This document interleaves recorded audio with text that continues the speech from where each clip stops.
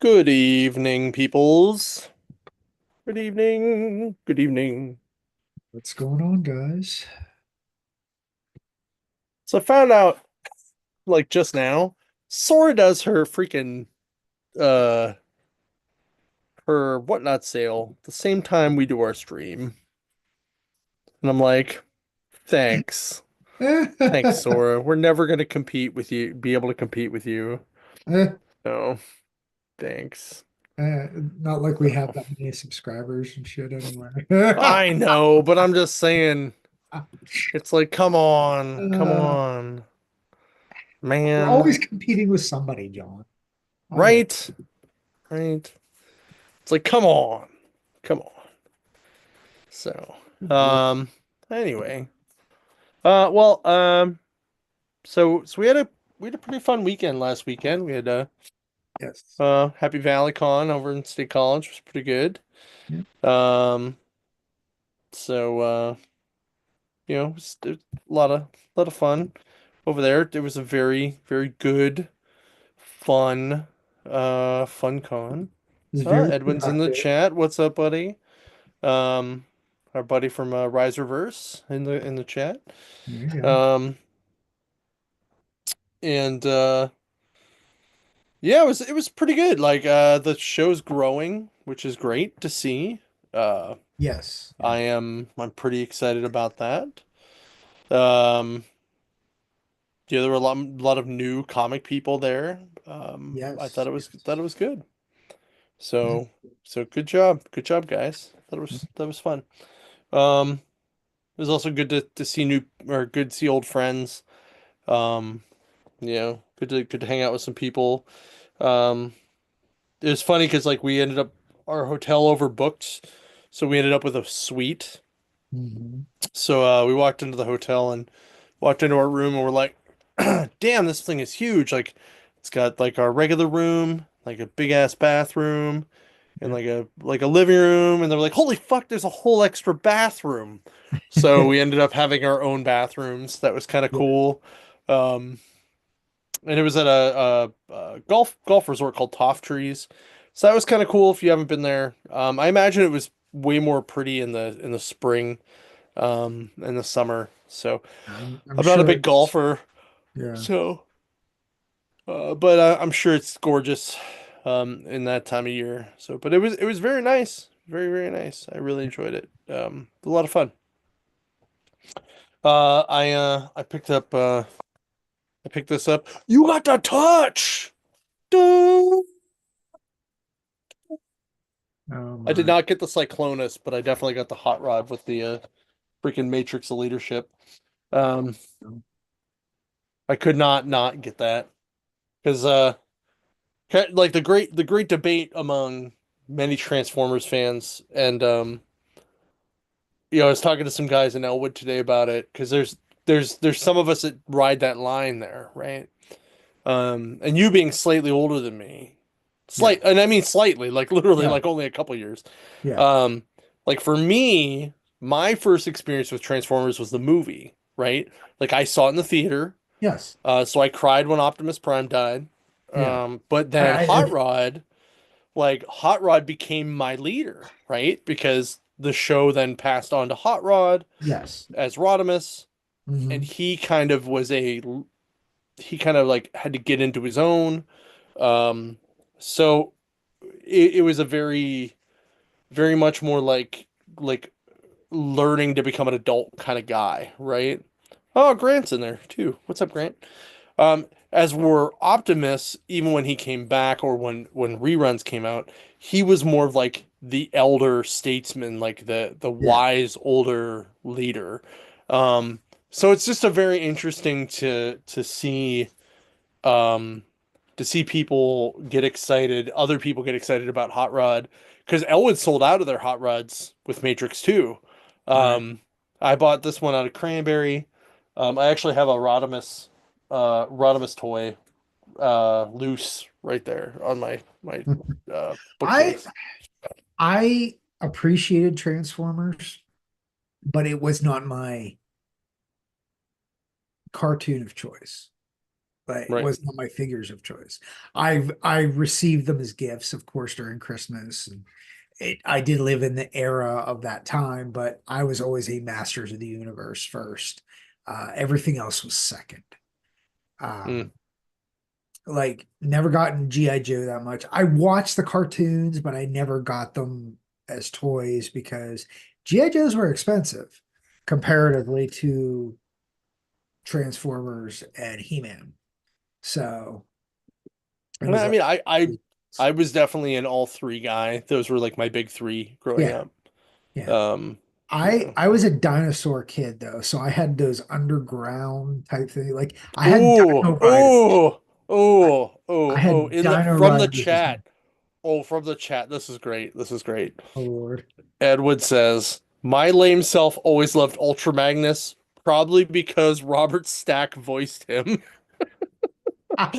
I I'm going to give you kudos, brother. That is an absolute 100% totally fine reason for that.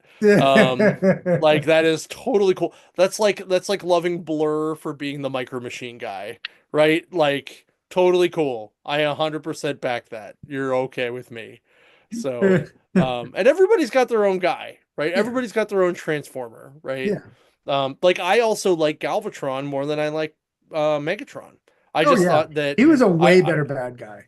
I Way- thought that once the movie hit, they kind of upgraded everybody to like this. They kind of were like, all right, we kind of fixed all of the problems we had on these guys that we kind of started with. We kind Yeah, of like you know yeah, kind of fixed it all. Yeah, yeah. yeah. So Well, and then that's um when the Dinobots became like oh yeah. popular They too. became Which again, huge. that was probably the ones that I do appreciate. Yeah. I had a bunch I of have them. those too somewhere. So Yeah, yeah, yeah, Grimlock, me King. Yeah, yeah. exactly. So I Swoop, had I had a bunch of those, Flag. but yeah. Hell yeah. I I'm a big Dinobots guy too. I love those guys It's a too. shame they made them so stupid.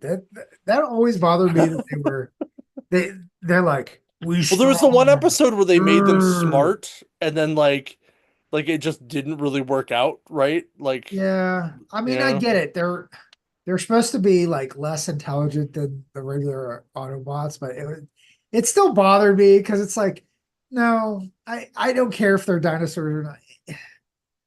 It was stupid to me, but again, I'm my I personal agree. preference. It was just they didn't have to be the smartest Autobots ever, but a little bit of intelligence instead of them going, you know, speaking in third person and stuff. I can't stand that. You know what though? I while they did that, I definitely thought they had a lot of charisma. Yes. Um, Yeah. and it gave them this cool character that we didn't see a lot. And that's kind of what I liked about them. So, um, anyway, all right. So that now that we're done talking about Transformers, I, um, too all bad right. we didn't have the expert on. Chip could have been Oh, on here talking. oh, trust me, he That called that me easily could today. have been like four So episodes listen, worth of there talk. so there are these things called blockies, which are like kind of like sort of Legos, sort of constructs kind Okay. of things. That they're like basically like Transformers are ha Transformers licensed things. This Yeah. guy that is like a blockies rep was coming back from Toy Fair today, and Chip called me and he's stopping at the store. Can I buy a lot of stuff? And I was like, yeah, but yes, but you have to buy other stuff for the other stores too. And he's like, okay. So, so I was like, all right, Uh, here's what you need for the other stores. I was like, call Scott. He can use his credit card number because yours will probably max out. I'm like, but use his because I'm gonna be loading a giant van filled with stuff. By the way, that reminds me. So, firstly, this Saturday I'm gonna be there too. In our Ohio Valley store, Saturday the 8th. It's our anniversary sale for Ohio Valley. So come on out and hang out. We're just shy of 10 years, I think. I think next year will be our 10 year. Um, but back issues are half off, lots of stuff 10 to 20%. I will be there. Free high fives for me. I'll be there most of the day, uh, somewhere in the middle of the day. Come and hang out. And then also all the stores have um, these we got a shitload of silver current top loaders and they are cheap. So they're $1 a piece. Um, they are a 10 pack for $10 and you can buy a case of 100 of them for $75 right now. Um, and Waterfront and Mills will have them tomorrow. I'm dropping them off tomorrow. Everybody else has them already, at least some of them. Um, and by Mills is getting them tomorrow, I mean I'm dropping off like a pallet's worth tomorrow. Like the van is loaded. Um, and we still have more in the warehouse. Uh, so yay. Yes, I'll be Those are lifting a cool. bunch of stuff before I hit the gym tomorrow. That's gonna Yeah. be exciting. And they're really light though, like really really light. Oh, I'm sure. Um, I'm sure. yeah. Also, we have two cool signings I want to mention that are coming up. The first one is the very last day, not the very last day, the second last day of this month. And it's Matt Rosenberg and Tyler Boss. They're coming to uh, the waterfront. Tyler's new book and Matt's new book are coming out that Wednesday. You can pre-order them now at any of your local stores. The Waterfront did order up a little bit more. They're the guys that did Four Kids Walking into a Bank. What's the furthest place from here? They both have new books coming out that week, and the new book is uh hold on, let me see. It is called uh We're Taking Everyone Down with Us is Matt's book that I believe Tyler actually did the art for, and then You'll Do Bad Things is Tyler's new book. Um, but they've done a lot of stuff. Matt's written X-Men, Multiple Man, a bunch of grifter books, Hawkeye, um, some of the other stuff I've already talked about, Punisher. He did the Punisher run where Punisher became War Machine. And Tyler has done a bunch of stuff with Matt, as well as some other things on his own, which has been great. And then um, the the 4th of April. Let me double check that. Yep, Friday, April 4th, from 1 to 4 p.m. at the waterfront.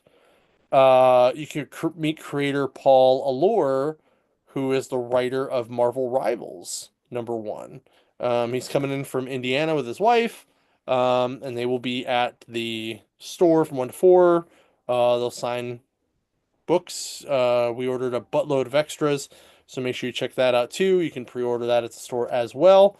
Um, and Paul also worked on like G.I. Joe and Ninja Turtles and stuff, so make sure you check that out. It's going to be a lot of fun. He Um, had some experience because he did the Turtles versus Street Fighter books last yeah, year. yeah. So lots of cool stuff. Make sure you check it out. All right, now I guess we'll talk some comics, and then after we talk comics, we're gonna do a full-on spoiler talk about Daredevil's first two episodes of Born Again. So after comics, we'll do that so that you can hear the comic reviews first. Um, and then I will do uh I'm doing, by the way, I'm doing sets tonight, comic sets for like $3 a piece. So if you guys are want to get some cheap comic sets,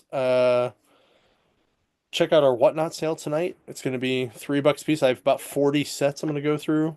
Um, but anyway, on to comics. All right. Yay. All right. It's been a while since I've done a JSA. And this is the JSA All In storyline. Um, we have it starts out of we get introduced to the I guess the new Kid Eternity uh as Hawkman is being tortured by demons in hell, which is a great start to the book. Nice. um Kid Eternity, like they don't know who they are, so there's like a amnesia type thing going on with them. Um, so Hogman's like, well, if you help me escape, we'll figure out what's going on. Before he could escape, more demons come after them. He gets saved by Hawk Girl. So, and then they fly off and they're heading towards the Tower of Fate. After this happens, like shortly after, Gentleman Ghost and Grundy arrive in hell. And then they talk to the demons that just got their butts kicked by Hawk Girl and Hawkman and Kid Eternity. And then they start heading towards the Tower of Fate as well. We get kind of pushed. Well, we're taken to another scene here where Midnight is getting beat on by Scandal Savage, Randall Savage's daughter. Um, and Midnight catches her off guard because she destroys lights and beats her up because Midnight is blind. And Midnight escapes with Obsidian, uh, and that's the end of that part of the book.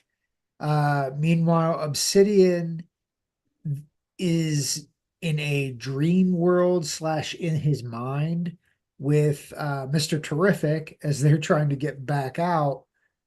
They're trying to guide their way back into the living world as they're both in comas. Um, so that's happening. Uh, the rest of the JSA are trying to figure out how they're going to rescue everybody in hell. They get into a giant fight. Um,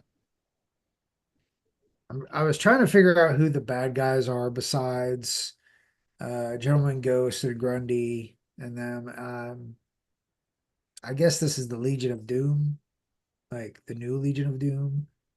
Uh, it's been, like I said, it's been a hot minute since I read this JSA here. Um, but they're like, well, let's just go and we'll attack the Tower of Fate.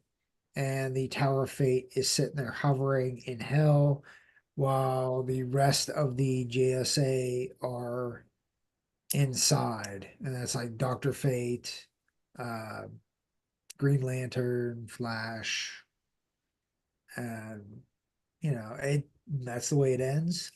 I This was pretty good. Like I said, I was super lost, so I had to kind of go back a little bit and catch up on the story, what was going on exactly. It seems pretty good. It's again, if you're a fan of JSA, this definitely seems to be up your alley. I will give this 9 out of 12. Mm, It seems like the story is moving. The art okay. is really good. Like I'm liking the detail of everybody is really good. So I'm happy with that. So, if you've caught up or you're planning on catching up to JSA, here's your chance to. Fair enough. All right. My first book is Hyde Street #4 from the guys at Ghost Machine. Um, Jeff Johns, Ivan Reese, Brad Anderson. So this follows um, a guy who was an actor who was cast as Frankenstein's monster's brother in Abbott and Costello. Um, and his name is Oscar. Um, and he's like a 6'7" dude in 1949. And he's an actor. He's kind of like, I don't know about this bit. Like, this kind of sucks. So, he sits in the chair forever and he gets in the thing and, um, he goes through everything and he's kind of like, I don't know, this kind of like, I don't know if this is the right part for me. It doesn't really have words. Um, and, he goes to find uh, his manager is talking to another guy. The other guy comes and happens to find him on set. Um, and Oscar thinks that he's replacing him, and he's like, I don't know what you're talking about. And and he kind of like throws him back. And as he's like yelling at him, one of the lights falls down and kills this guy. And instead of turning himself in, he like leaves and comes back and pretends that he finds him and then acts like he is innocent and didn't actually do it. Which then basically forces him to lose his acting job because the movie doesn't happen. And he ends up sleeping on a park bench. And when um, he wakes up on Hyde Street, and then uh, he kind of refuses to take souls to um, the collector guy, right? The tallier guy at the end of Hyde Street. So they actually have a throwdown, and because this guy's eyes are where his soul really is and why people can see that he actually is a good guy are this guy like literally nails the hood of this monster outfit into his eyes and cuts out his tongue so he now looks and sounds like the Frankenstein monster. Um, and that's why he's been doing all these good deeds. But then you also find out that he actually has people like chained up in his basement. So I think we're gonna find out some more about him later. Um, but the next issue is we're gonna go back and hear a little bit more about Miss Goodbody from the Devour issue. Um, so this one actually was a very cool, well-written backstory for this guy. Um, and I'm loving just how detailed these backstories for Hyde Street get. Um, and the art in them is just fantastic.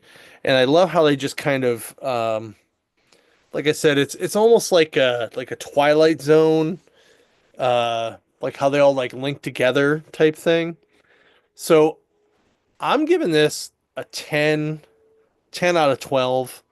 The writing is solid, the art is phenomenal. Um, they all link together. If you're into horror, these books are great. Especially suspenseful, like 60s, 70s style horror. Like they're just really, really well done. Um, I just I'm just enthralled with them. I really love them. So Cool. All right. I almost read this, by the way, I figured I almost but thought this was going to be one of ours. We do it together type thing because I figured you'd be uh, into it. but I was like, no, I'm not gonna do it. I'm not gonna do it. John Neal almost had me. He almost had me, and I was like, no, no, I'm not gonna And do it. I Not gonna got do it. the Mike Mignola variant cover too, which looks really Hmm. cool. Um, but we got Herculoids #1, and it starts off with a guy named Quintel buying a drink for a survivor from Amzot. I'm assuming that's the pronunciation. Um, And the survivor tells on how they mistakenly found the planet, and they always thought this was myth or legend. And as they were trying to explore, they said they were attacked by vicious creatures, and the only reason he was let go was to give a warning to anybody who tries to find the planet again, that they will be killed. Well, Quintel was like, well, he's like, I'm assuming you know like the coordinates on how to get there. And the guy's like, yeah, I'm not gonna say, but yeah, it's up here. He jams this like mind sucking device into the dude's head, which kills him. And that's way different than the cartoon that I remember watching as a kid. Um, and he's like, I have investors that are interested. So Quintel gets the coordinates. He takes a bunch of mercenaries with him. They land on the planet. Well, before they land, they do like a sweeping, like a bomb sweep where they just decimate a portion of forest, killing a lot of creatures, like innocent creatures and plant life, just total decimation. Well, Xandar sees this, blows into the horde, and then you just get everybody. You get Agu, you get Gleep and Gloop, and you get the rest of the Herculoids, and they just destroy Quintel's entire army, and it's just him left. And they're like, we're gonna let you live to tell that if you come on this planet, you will not, you know, be showed mercy. So it was badass. Definitely a little bit more mature than the classic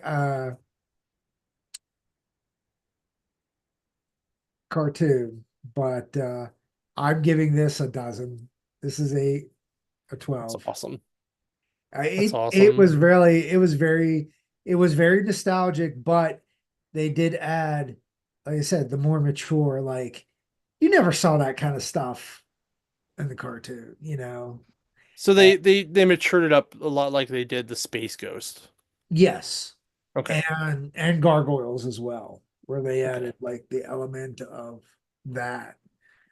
So I have to hand it to Dynamite for doing like updating, but still leaving that nostalgic feel for these uh, licenses.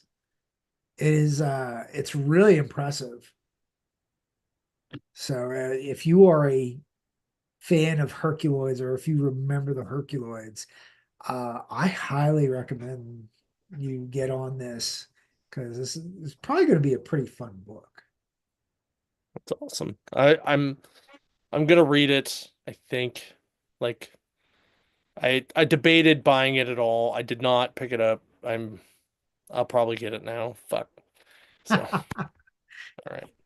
I only read two books this week, by the way. So this is my second book. Um, Web of Spider-Verse New Blood #1. So this was a very interesting book. And it goes through three stories where the heart of the Spider-Verse, excuse me, the heart of the Spider-Verse is looking for another champion.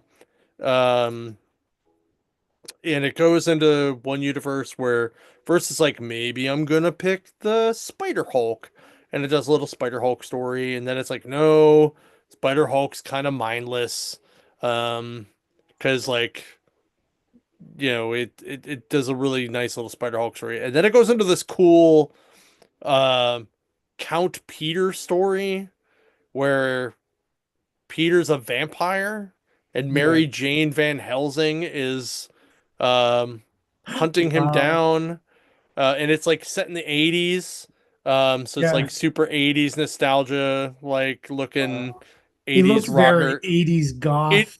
it is very Yeah. like Lost Boysy vibe, which is awesome. And they end up like they end up like fighting, and then he ends up like pinning her down and biting her and turning into a vampire, and they end up being like the super sexy vampire couple. So it turns out pretty funny. Um but actually a really well written story in the art, and it's really good. And then the last story is a story with Miles and Prowler. And in this universe, Peter had been dead before Miles became Spider-Man. And then he ends up becoming a Spider-Man, and then Prowler ends up dying because the Kree have taken over the world. It's like a future world, right? Like 25 something. Um, and the Prowler ends up getting killed. Prowler's obviously Miles' uncle. Um, and because uh his uncle dies, like Uncle Ben Thank dies, God. Yeah. he becomes the Spider Prowler, right? Okay. And he ends up being the one that the heart of the spider or the web of life chooses.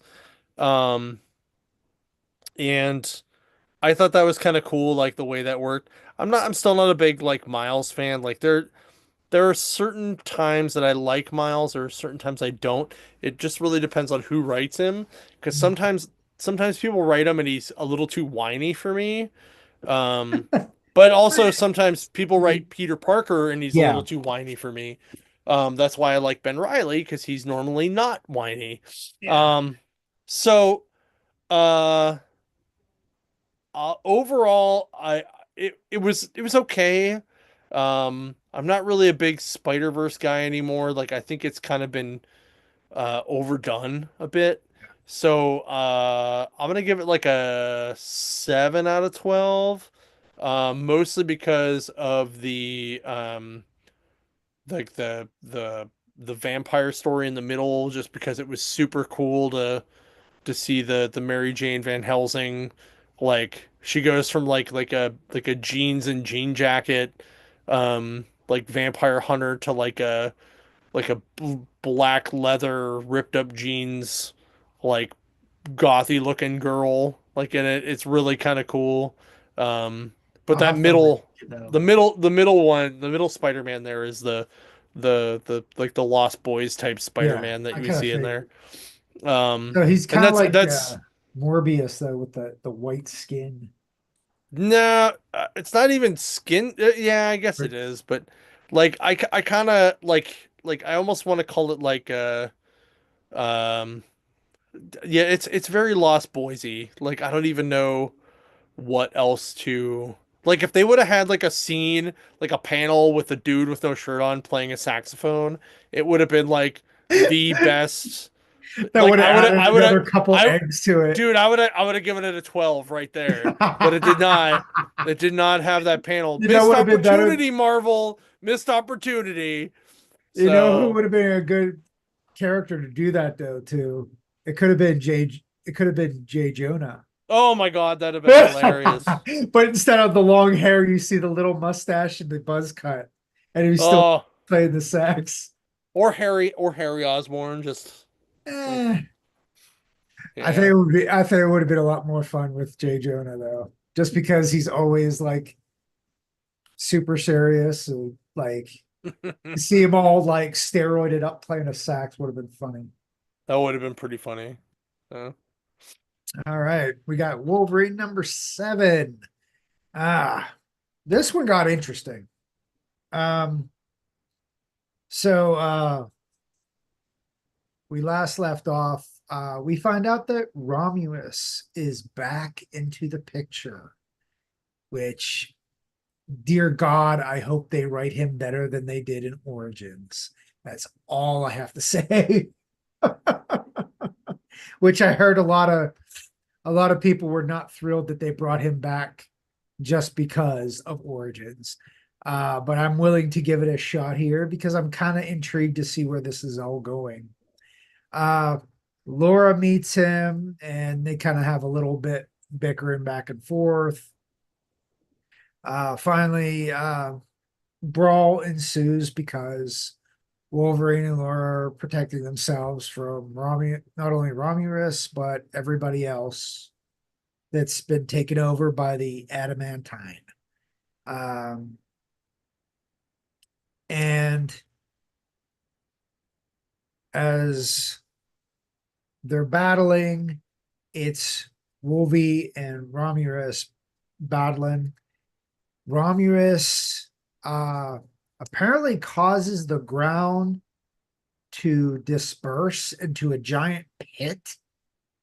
Um, Interesting. and, and they end up like going down the pit, and Wolverine is like wakes up, and of course he's healing himself because he took a like 5-story tumble down giant pit.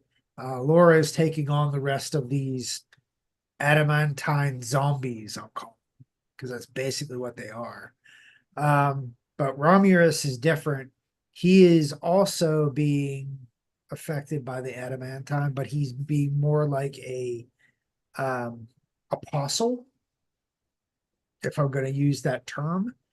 Um, and he goes on about how adamantine, which is the metal of the gods, the gold metal of the gods. And if you remember from the old Elseworld story where Wolverine had golden claws back in the day, uh, was it him and Hercules or him and Hercules were lovers, if I remember correctly. Mm. And I guess the adamantine has awakened because adamantium is man-made, and I guess throughout the years, because more and more individuals got adamantium, you know, infused in some way or another, the adamantine felt insulted. So apparently, like the adamantine is sentient and pissed off that adamantium exists. And I'm like, okay, I see where this is going. Um, it doesn't make complete sense yet, but I hopefully it will in the next issue, which is going to be Legacy 400. This is going to be issue 400 for Wolverine. So I expect it to be a big, thick book with a little bit more explanation. But back to this book, Romulus ends up turning completely gold, not just like the eyes and the parts that were metal. He's completely encased in gold. He's just like a golden version. Kind of looks like Adam Warlock without the cape. Um, and he's faster, stronger. Like he's literally beating the living hell out of Wolverine, like more so than he did before. Um, Wolverine can't cut him. Um, and it seems like Romulus is also um, he can power up using the adamantine zombies as fuel almost. So he actually can get stronger. Um, but basically, it ends with him preparing to uh, provide the final blow, and that's where the book ends. I'm glad we got a little bit more in depth with what adamantine is and why all this is going on. So, um, and I like they have Romulus doing it because Romulus is long-winded. So having him sing the praises of adamantine makes sense. Uh, I will give this a 10 out of 12. Ooh. I would give it a 12 out of 12 if they would have made it a little bit clearer on everything. But I like where this is going. I like the explanation to the degree it's gone to. The art is still very good. I like I said, this seems to be a very well drawn out uh series so far. Hmm, that's cool. Yep. All right. Oh, before I forget, uh, just so you guys know, Three Rivers Comic Con is now on Blue Sky. So if you want to check that out, you can follow us on Blue Sky. I I'm swear I'm sure trying to you're gonna put the link make below updates. on YouTube. You can literally just look up Three Rivers Comic Con, like if you have an Yeah, account. I'll put the link. It's it's literally Three Rivers Comic Con dot bluesky dot net, right? Is that how Okay. that works? Okay. Hold on, let me blue dot bsky dot social. Yes. So it's Three Rivers Comic Con dot bsky dot social. Mhm. Um, so if you're interested in it, check it out. Um, uh, it's pretty cool. And actually, the comic book Yeti asked us today, as Three Rivers, if we wanted to come on there and talk about the show and promote some stuff. So, after I called him out for for saying he loves Pittsburgh and then not putting the H in Pittsburgh. Um, Ooh, and faux I gave him a pas. little Faux jab of, pas. hey buddy, just so you know, that we earned that H with population. Um, Oh God. but it's okay. It's okay. We still love you. But it's good. We're excited to get some love, and it's awesome. Thank you for that. But also, guys, make sure you follow Comic Book Yeti. Comic Book Yeti's great. Um, they do a lot for the comic book industry. They push a lot of diversity, and it's great. All right, now we're going to talk about Daredevil Born Again. So if you have not watched it, not watched the first two episodes, turn off the podcast or pause it and then Yeah. come back later after you've watched it Speed through whatever. because Whatever. we are going to spoil the shit out of these first two episodes because they were pretty fucking good. Yeah. Um, so pause right now, pause or bye Giant bye. Thank you, bye spoiler bye. warning. Yeah, spoiler We warning. This is we your need we spoiler need to warning. come up with like special effects for that. Like Awooga, awooga, big. awooga. There it is. So, okay. So so this is my take. First off, my general take. My general take is it's not as good as the first season of the Netflix show, but it's at least on par as the rest of the seasons. Um, Okay. I'll agree so with that. far, so Yes. far. Yeah. The first 10 minutes of the first episode was fucking awesome. Yeah. Um, That Jesus. like, dude, like, I kind of don't want to spoil that part for people, but oh my God. So it's just all I will tell you is oh, this. It is a it is a bullseye scene yeah. and it is fucking heart-wrenching and It, it it is is it is a ball. It's a kick to the balls is what it is. it is. But it It's is a cool. fucking awesome Yeah. scene. It is an awesome and terrible scene all at the same time. Yes. Yeah. Um it is so good though. So fucking good. Yeah. Um so they focus a lot on the Kingpin becoming mayor storyline, which is Yeah. fine. I really Which thought is that was a good the Devil choice. Rain comic line Yeah. for those who Yeah. like if Uh you want to kind of get the gist of where this is going. I think that's exactly what they're doing is taking it from that and yeah. just expanding it. Yeah. I think everybody did their part well so Mhm. far. It's Charlie Cox is still Daredevil personified. I'm trying to remember his name. Vincent D'Onofrio. It's D'Onofrio. Thank you. It's I'm sundown in here. Okay. I've been up What? way too. No, dude, that's not really the term you want to use. That's like No. for wicked old people who are about to die. Like, Yeah. I feel like it sometimes. But no, he was excellent as Kingpin. He seems to be back in peak Kingpin form, not yeah. Echo Kingpin, not Well, I not don't know. not that Like version. I don't know. I still liked him, and I thought his Kingpin in Hawkeye and in in Echo were still very good, and I think they were um I still think they were both what they needed to be, right? Like I think they were still a continuation of the same Kingpin, but those were growth storylines to get him to where he needs to be for this show. Um, Okay. because you can tell he's trying to change, but Mm, like Vanessa doesn't want him to. yes. Um, because Yeah. she took It's over, because he left when he left for the Echo stuff, she took over.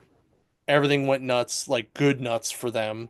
yeah. Um, and it, it's been it's it's weird and interesting. I I think it's cool that White Tiger's in there. Yes. Um, I'm curious to see how that's gonna play Yeah. into it a little more. Um, but overall, I really think that it's been very true to the Netflix stuff. Yes. Um, I don't think I don't think it's as crazy violent as the Netflix stuff yet, Yeah. but Yeah. I didn't expect it to be honest. right. Because they're going to tread that line of we want it to be, this is Disney, so we kind of have to be a little light on there on that kind of deal. But they also know that Daredevil is not exactly family friendly.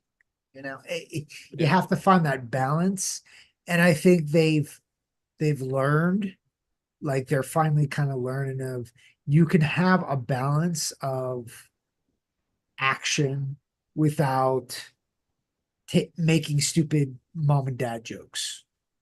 Mm, And you can, but you don't have to be overly gory like some of the Netflix episodes were. Like some of them right. were very brutal, brutal. Now, Right. again, I know why people love that. They love that. They love the Punisher series for that point, which we have yet to see the Punisher. Um, Although we did see a hint there. Did you notice like Hmm. the end there, The the cop tattoos. tattoo, Punisher tattoo, which gee, um, again, talk about art imitating life there because Yep. but Which is interesting, but we'll talk about that I'm when we sure see how they play that out. that'll be brought Yeah. out light and it's going to be a thing, I'm I'm sure. I'm curious to see. I don't want to get political, and I was really hoping this show was not going to get political on it.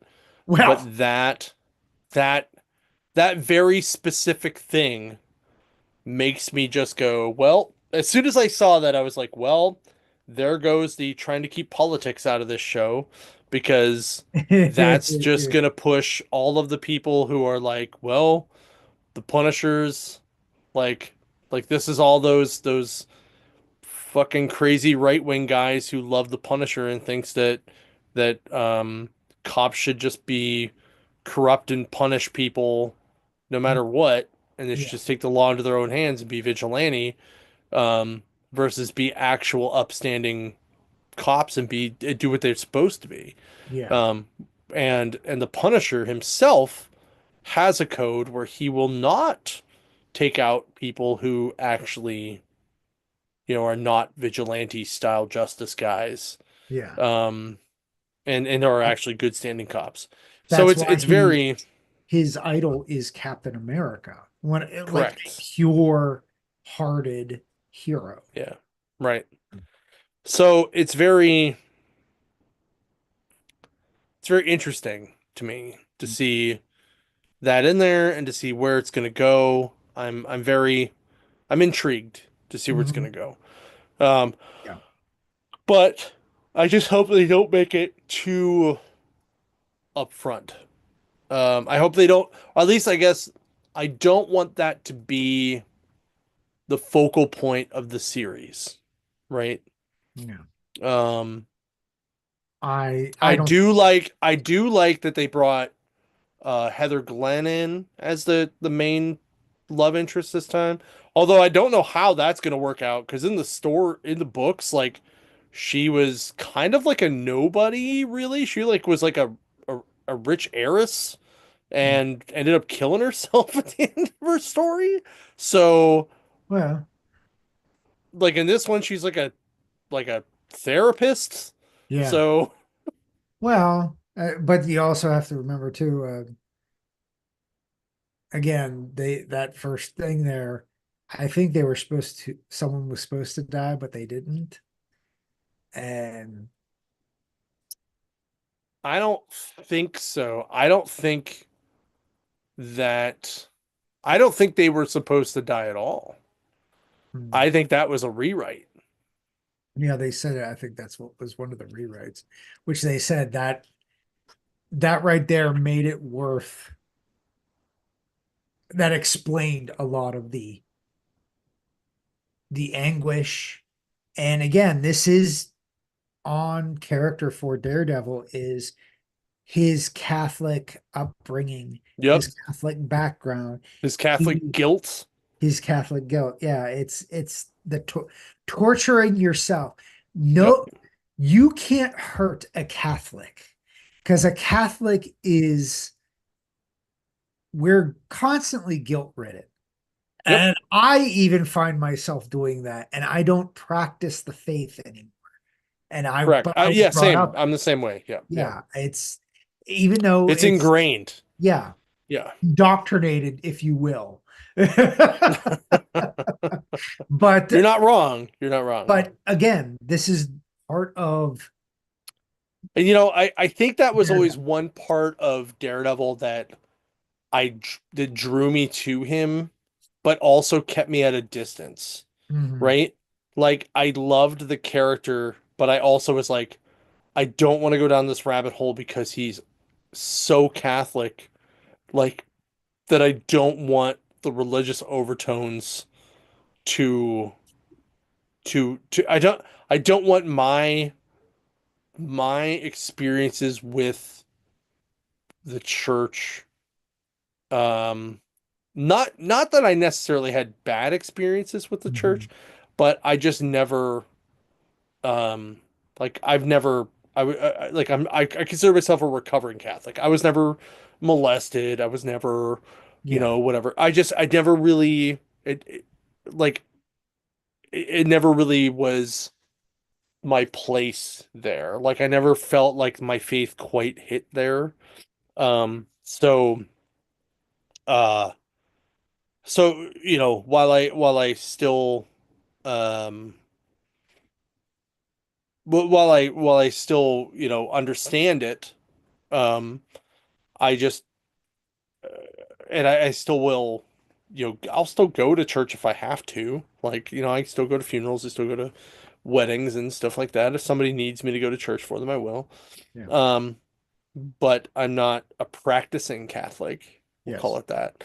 Um, so for me to watch that and to watch Daredevil go through something or read Daredevil go through something in his books, and then him kind of have these moments of self-doubt and self-deprecation and like just guilt-strickenness and um like all of these just moments where he just, beats himself and stuff like that. Like that I think was the part of the faith that actually turned me away the most was beating myself up over all of that stuff instead of learning from my actions and growing from them. It Mhm. was all of the guilt that carried around with it.